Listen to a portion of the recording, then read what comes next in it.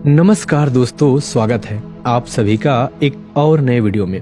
बहुत समय पहले की बात है। एक बार एक गुरु धर्म प्रचार के लिए एक नगर में आए हुए थे।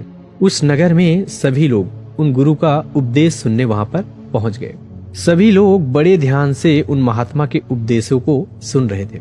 तभी उन गुरु ने कहा, सदैव दूसरों की सहायता करनी चाहिए, इससे हमें सुख की अनुभूति होती है, हमें सुख की प्राप्ति होती है। जैसे ही उन गुरुवर ने यह बात कही, वहां पर उपस्थित सभी गांव वालों में से एक व्यक्ति जोर जोर से हंसने लगा और उन गुरुवर से कहता है, हे गुरुवर, आप जो कुछ कह रहे हैं वह असत्य है, क्योंकि मुझे इन सब बातों पर बिल्कुल भी विश्वास नहीं। क्या किसी की मदद करने से केवल हमें भला सुख की अनुभूति कैसे हो सकती है? आप जो कुछ भी कह रहे हैं वह सब असत्य है, झूठ है।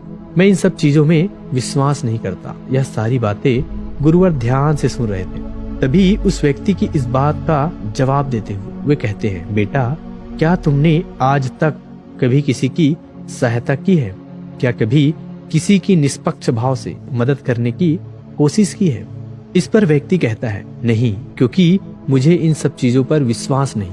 तभी इस पर वह गुरुवर कहते हैं, बेटा, जब तुमने कभी किसी की सहायता नहीं की, जब तुमने कभी कोई धर्म का कार्य नहीं किया, तो तुम्हें कैसे पता चलेगा कि किसी की सहायता करके तुम्हें सुख की अनुभूति प्राप्त होगी? और यह तुम्हें कैसे पता चलेगा कि यह बात कितनी सत्य है और असत्य? यदि तुम इसका अनुभव करना चाहते हो, इस बात की पुष्टि करना चाहते हो, यह बात कितनी सत्य है और असत्य, तो तुम्हें सबसे पहले इसे अपने जीवन में उतारना होगा। किसी की निष्पक्ष भाव से मदद करनी होगी, तभी तुम इसके बारे में जान सकोगे कि मैं सत्य कह रहा हूँ या फिर असत्य। उन गुरुवर की यह सारी बातें सुनकर वह व्यक्ति शर्मिंदा हो गया। वह व्यक्ति यह जानता था कि उसने आज तक कभी किसी की निष्पक्ष भाव से सहायता नहीं की, ऐसा कोई कार्य नहीं किया जिससे उसे सुख की प्राप्ति हो। आगे वह गुरुवर सभी को इस बात को स्पष्ट तौर पर समझाने के लिए एक कहानी सुनाते हैं। वे कहते हैं कि गुरु और एक शिष्य अपनी यात्रा से लौट रहे थे। इस यात्रा के दौरान जहाँ पर भी उन्हें अनाज मिलता, वे उसे बटोर लेते, उसे ग्रहण कर लेते। एक पोटली गुरु के पास थी और दूसरी पोटली शिष्य के पास। लगभग मार्ग तय करने के बाद वह शिष्य अपने गुरु से कहता है, हे गुरुवर, बहुत जोर की भूख लगी है, यदि आप आज्ञा दे तो हम यहीं पर कुछ देर बैठकर विश्राम कर लेते हैं और भोजन भी कर लेंगे। उन गुरुवर ने कहा, ठीक है, यदि तुम भोजन करना चाहते हो तो यहीं पर हम कुछ देर विश्राम करके भोजन कर लेते हैं। इतना कहकर वह गुरु और शिष्य एक पेड़ की छाया में बैठ जाते हैं। उसी के सामने एक किसान खेत में काम कर रहा था। वहां उसके पीछे हल भी रखा हुआ था। यह देख शिष्य के मन में थोड़ी सी शरारत जाग उठी, क्योंकि वह शिष्य बेहद शरारती था। उसने अपने गुरुवर से कहा, हे गुरुवर, क्यों ना थोड़ी सी शरारत की जाए, उस किसान को थोड़ा सा तंग किया जाए। तभी वह गुरुवर कहते हैं, तुम क्या कहना चाहते हो? वह शिष्य कहता है, हे गुरुवर, क्यों ना हम इस किसान का हल छुपा दें और जब यह परेशान होने लगेगा तब हम इसका हल इसे वापस कर देंगे। इस पर वह गुरुवर कहते हैं, भंते, पर इससे क्या लाभ होगा? वह किसान अपने कामों में लगा हुआ है और उस काम में तुम विघ्न डालने की बात कर रहे हो। यह अच्छी बात नहीं है। हाँ, अगर तुम शरारत ही करना चाहते हो तो हमारे पास जो अनाज की पोटलियां हैं, उनमें से एक पोटली तुम उसकी हल के पास रख दो और फिर देखो क्या होता है। वह शिष्य अपने गुरुवर की बात मान जाता है और जैसा उसे उसके गुरुवर ने कहा, वह पोटली उस हल के पास रख देता है और वापस आकर अपने गुरुवर के साथ उसी पेड़ की छाया में बैठ जाता है। काफी देर कड़ी मेहनत के बाद धूप में जब किसान थक जाता है और बैठने के लिए अपने हल के पास लौटता है और जब वह अपने हल के पास एक पोटली देखता है, तब वह आसपास इधर उधर देखता है कि कहीं यह किसी की पोटली यहाँ पर छूट तो नहीं गई।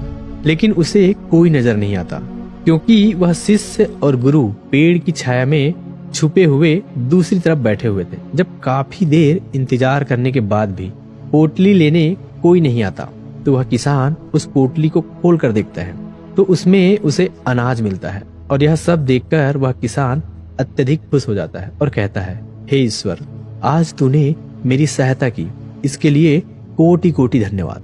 आज मैं बड़ा उदास था जब मैं घर से निकला तो मेरे घर पर कुछ भी नहीं था। मेरे घर पर खाने के लिए अनाज का एक दाना तक नहीं था। लेकिन आज तुमने मेरी मदद की। आज तुमने मुझे यह अनाज की पोटली देकर मेरी बहुत बड़ी सहायता की है। इसके द्वारा मेरा और मेरे पूरे परिवार का पेट भर जाएगा। इसके लिए आपका बहुत बहुत धन्यवाद। इतना कहकर वह किसान उस पोटली को लेकर वापस अपने घर की ओर चला जाता है। इतना सब देखकर वह गुरुवर उस व्यक्ति से यह सवाल करते हैं कि अब बताओ तुम्हें किस चीज से ज्यादा खुशी मिलती है, उस किसान का हल चुराकर या फिर उस किसान को वह पोटली देकर। इस पर वह व्यक्ति कहता है, हे गुरुवर, उस किसान को जो अनाज की पोटली मिली उससे वह और उसका परिवार अब भोजन कर पाएगा। इससे ज्यादा खुशी की बात और क्या हो सकती है। तभी वह गुरुवर कहते हैं, तुमने बिल्कुल ठीक कहा। जब हम किसी के निष्पक्ष भाव से मदद करते हैं, जब हम ऐसे व्यक्ति की सहायता करते हैं जिसे उसकी आवश्यकता हो, तो हमारे मन को असीम शांति प्राप्त होती है और हमें सुख की अनुभूति होती है। किसी व्यक्ति को परेशान करने से, तंग करने से, दुख देने से अच्छा है कि उसे हम खुशी दें। इतना कहकर वह गुरुवर कहानी में आगे बढ़ते हैं और कहते हैं, जिस प्रकार उस शिष्य ने यह कार्य करके सुख की प्राप्ति की, खुशी का अनुभव किया, उसी प्रकार आप भी एक बार किसी न किसी व्यक्ति की निष्पक्ष भाव से मदद जरूर करें। उन गुरुवर की यह बात सुनकर वह व्यक्ति को यह एहसास हो जाता है कि किसी को सुख देने में जो खुशी मिलती है वह किसी को दुख देने में नहीं मिलती। इससे बड़ा ना तो कोई धर्म है और ना ही कोई पुण्य। यदि आप किसी भी जरूरतमंद की सहायता या मदद कर सकते हैं तो अवश्य करें, लेकिन इसका अर्थ केवल यह नहीं कि आप उसकी मदद धन दौलत से ही करें, बल्कि आप चाहे तो उसकी मदद कोई भी कार्य पूरा करवाकर कर सकते हैं। कोई भी ऐसी मदद जो आप करने में सक्षम है। हमारी अगली सीख हमें अगली कहानी से मिलेगी। एक बार की बात है, महात्मा बुद्ध और उनके कुछ शिष्य किसी गांव का भ्रमण करके वापस लौट रहे थे। तभी वहां पर उन्हें कुछ लोग मिलते हैं जो उन्हें देखते ही उनकी निंदा करते हैं, उन्हें अपशब्द कहते हैं। जैसे जैसे महात्मा बुद्ध और उनके शिष्य आगे कदम बढ़ाते हैं, वह लोग उन्हें और भी ज्यादा अपशब्द कहना शुरू कर देते हैं। लेकिन महात्मा बुद्ध और उनके सभी शिष्य बिना कुछ कहे, चुपचाप, बिना कुछ प्रतिक्रिया दिए वहां से आगे की ओर बढ़ चलते हैं। आगे कुछ दूर जाने के बाद उन्हें एक वृक्ष नजर आता है जहां पर वे सभी लोग रात गुजारने के लिए विश्राम करते हैं। तभी पास के गांव से कुछ लोगों का समूह वहां से होकर गुजर रहा होता है। वे लोग उन महात्माओं को देखकर अति प्रसन्न हो जाते हैं। वे लोग उनसे आग्रह करते हैं कि आप हमारे गांव में चले। उनका यह आग्रह महात्मा बुद्ध और उनके सभी शिष्य स्वीकार कर लेते हैं। वे सभी उनकी गांव की ओर चल पड़ते हैं। गांव पहुंचते ही वे लोग उनका आदर सत्कार करते हैं, उन्हें भोजन करवाते हैं और रात्रि में वहीं रुक जाते हैं। वे सभी भिक्षु और महात्मा बुद्ध उन गांव वालों की सेवा से बहुत प्रसन्न थे और अगली सुबह वे अपने आश्रम की ओर निकल पड़ते हैं। आश्रम पहुंचकर वह लोग अपने रोज की दिनचर्या में लग जाते हैं। वह सभी आश्रम से कुछ दूरी पर बने हुए एक गांव में पहली बार भिक्षा मांगने के लिए जाते हैं। वहां पर कुछ लोग उन्हें बड़े ही प्रेम और आदर के साथ भिक्षा देते हैं, तो कुछ लोग उनका अनादर करते हैं, उन्हें अपशब्द कहते हैं। वे मन से उन्हें भिक्षा देते हैं। और कुछ लोग तो उस गांव में ऐसे भी थे जो उन भिक्षुओं को देखकर उनका अपमान करते हैं, उनकी खूब निंदा करते हैं। लेकिन वे सभी भिक्षु महात्मा बुद्ध के कहे अनुसार वहां पर कुछ नहीं कहते। वे चुपचाप उन सभी बातों को सुन लेते हैं और बिना कुछ प्रतिक्रिया दिए वह वापस महात्मा बुद्ध के पास लौटते हैं और फिर उनसे कहते हैं, हे तथागत, हम आपसे कुछ प्रश्न पूछना चाहते हैं और उम्मीद है कि आप उसका उत्तर हमें अवश्य देंगे। तभी महात्मा बुद्ध कहते हैं, पूछो, तुम्हारे क्या प्रश्न है।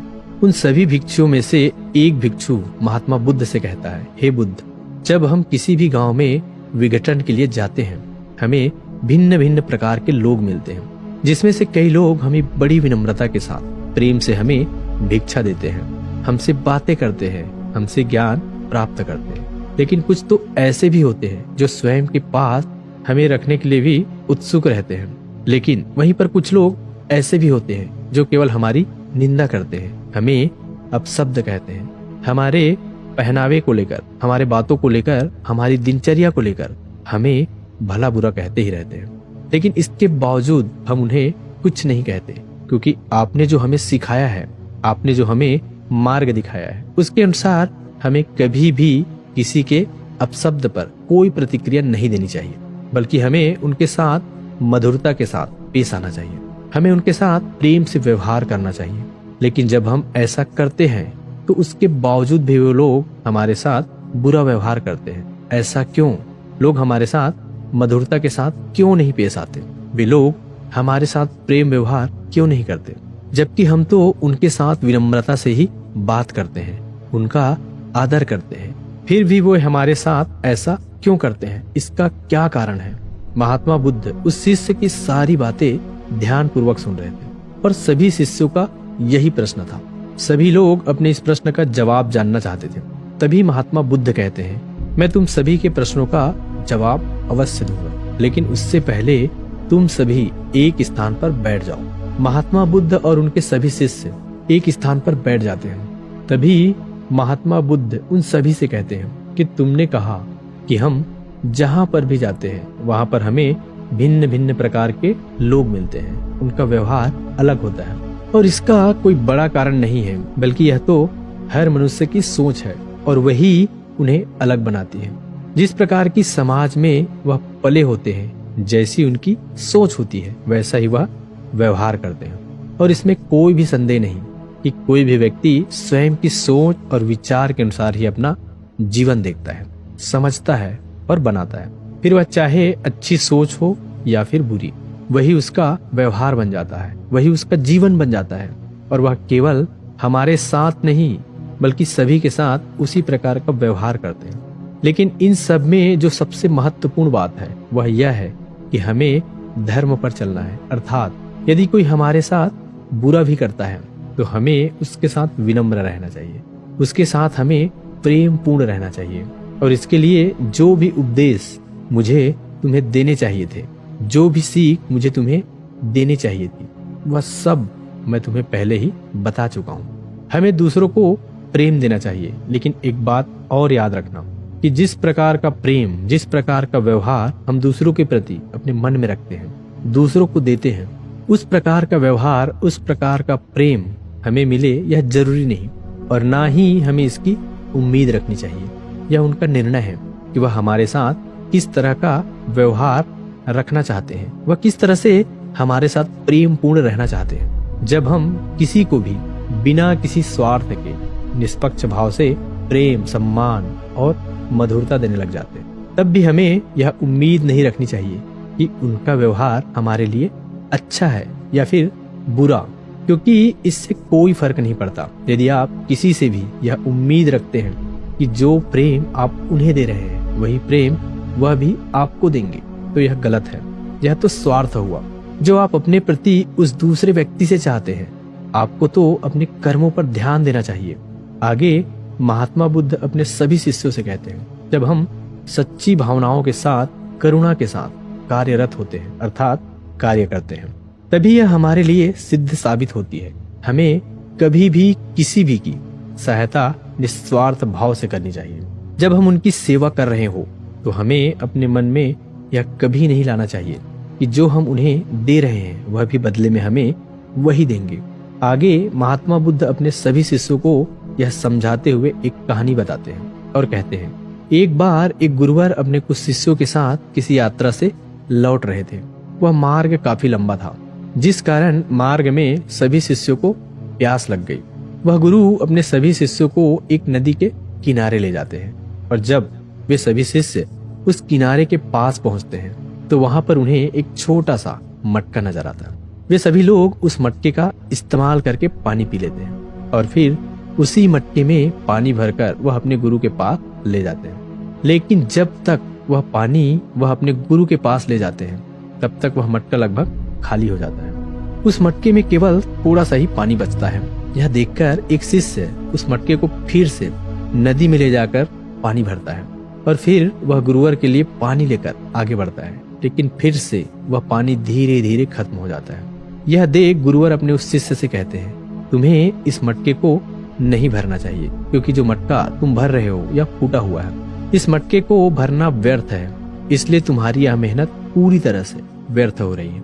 आगे महात्मा बुद्ध अपने सभी शिष्यों को यह समझाते हुए कहते हैं, किसी की सेवा और सहायता करते वक्त बदले में हमें वह सामने वाला व्यक्ति भी वही देगा कि चाह रखना बिल्कुल व्यर्थ है। क्योंकि जब भी तुम किसी की सहायता करके यह आशा रखते हो कि सामने वाला भी तुम्हारे लिए ठीक वही करेगा, तुम्हें भी ठीक वही देगा, तो इससे केवल तुम्हें निराशा ही प्राप्त होगी और तुम लोग भी वही चाहते हो। जब तुम भिक्षा विघटन के लिए किसी गांव में जाते हो तो यह तुम्हारा धर्म है कि तुम विनम्रता, प्यार, आदर, सत्कार के साथ भिक्षा मांगो, लेकिन बदले में वह भी तुम्हें आदर सत्कार के साथ भिक्षा देंगे। इसकी उम्मीद करना बिल्कुल व्यर्थ है। क्योंकि जब भी किसी की सहायता करके यह आशा रखते हो कि सामने वाला भी तुम्हारे लिए ठीक वही करेगा, तुम्हें भी ठीक वही देगा, तो इससे केवल तुम्हें निराशा ही प्राप्त होगी और तुम लोग भी वही चाहते हो। जब तुम विघटन के लिए किसी गांव में जाते हो तो यह तुम्हारा धर्म है कि तुम विनम्रता, प्यार, आदर, सत्कार के साथ भिक्षा मांगो, लेकिन बदले में भी वह तुम्हें आदर सत्कार के साथ भिक्षा देंगे। इसकी उम्मीद करना बिल्कुल व्यर्थ है। महात्मा बुद्ध के इस उपदेश को सुनकर वहां पर उपस्थित सभी शिष्य महात्मा बुद्ध की इस बात को अच्छी तरह से समझ जाते हैं और उनके प्रश्नों का जो उत्तर उन्हें चाहिए था वह भी उन्हें मिल जाता है। वह यह समझ जाते हैं कि किसी की सेवा के बदले उनसे वापसी में वैसा ही सेवा की आशा रखना बुरी बात है, गलत है और यह हमारे दुखों का कारण बनता है। इसलिए कभी भी जब हम किसी की सेवा कर रहे हो, किसी की सहायता कर रहे हो, तो हमारे मन में ऐसी कोई भी इच्छा रखना है। वे सभी लोग महात्मा बुद्ध के इस उत्तर को सुनकर संतुष्ट हो जाते हैं और वे सभी अपने कार्यों में लग जाते हैं। दोस्तों, हमारे जीवन में भी कुछ ऐसा ही होता है। हम किसी को दुख पहुंचाकर खुशी प्राप्त करने की कोशिश करते हैं, लेकिन बदले में हमें क्या मिलता है? केवल दुख। इसलिए दूसरों के जीवन में जब आप खुशियां बांटेंगे और वह भी बिना स्वार्थ के, तब आपके जीवन में खुशियां स्वयं लौट आएंगी। और साथ ही कभी भी अपने मन में यह इच्छा नहीं रखना चाहिए कि जैसा व्यवहार, जैसा प्रेम हम दूसरों को दे रहे हैं, ठीक वैसा ही प्रेम, वैसा ही व्यवहार हमें दूसरों से भी प्राप्त होगा, क्योंकि यह केवल हमें निराशा ही देगा और हमारे लिए यह एक दुखों का कारण ही बनेगा। दोस्तों, कैसी लगी यह कहानी आपको? कमेंट सेक्शन में जरूर बताना और अगर अच्छी लगी हो तो इस चैनल को सब्सक्राइब करके नोटिफिकेशन बेल को जरूर ऑन कर देना, ताकि कोई भी ऐसी ज्ञानवर्धक कहानी जब हमारे चैनल पर पोस्ट हो तो आपको तुरंत नोटिफिकेशन पहुंच जाए। तो मिलते हैं किसी अगली कहानी में, तब तक के लिए अपना ख्याल रखिए। जय हिंद, जय भारत।